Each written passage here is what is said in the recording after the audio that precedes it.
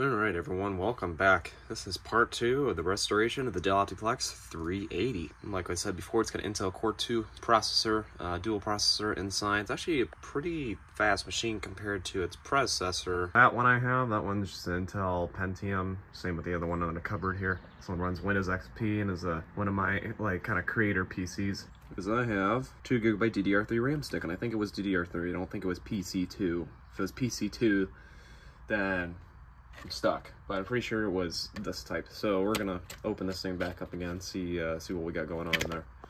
So I got my original 4GB stick in here. I'm just gonna pop it out really quick here.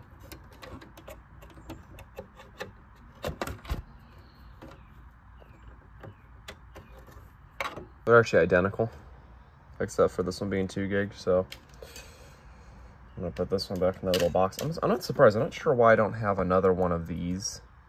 Not really sure. I thought I had another one of these. That's all right. I'm gonna put it in DIMM slot 2, like before.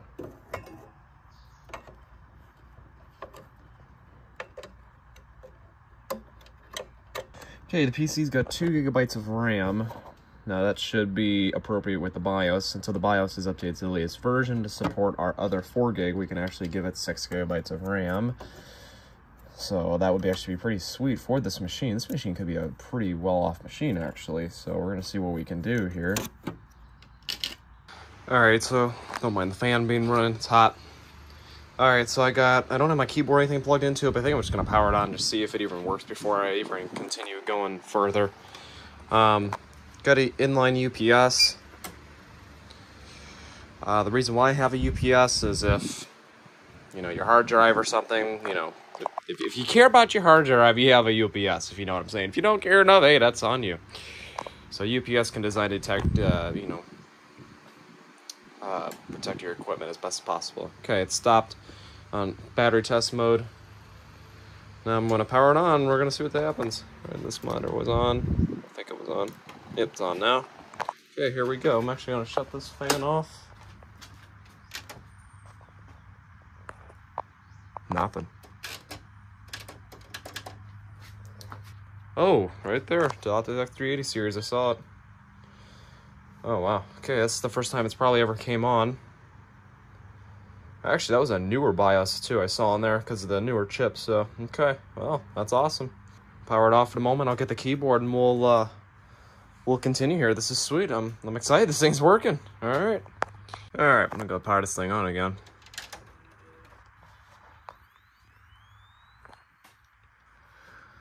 Okay, so, yep, 380 series, A07, okay, A07, good to know.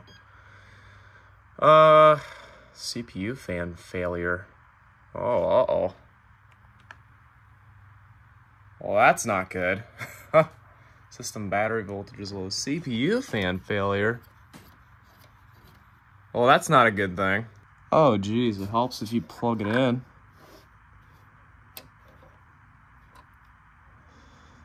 Yeah, helps if you plug the fan in.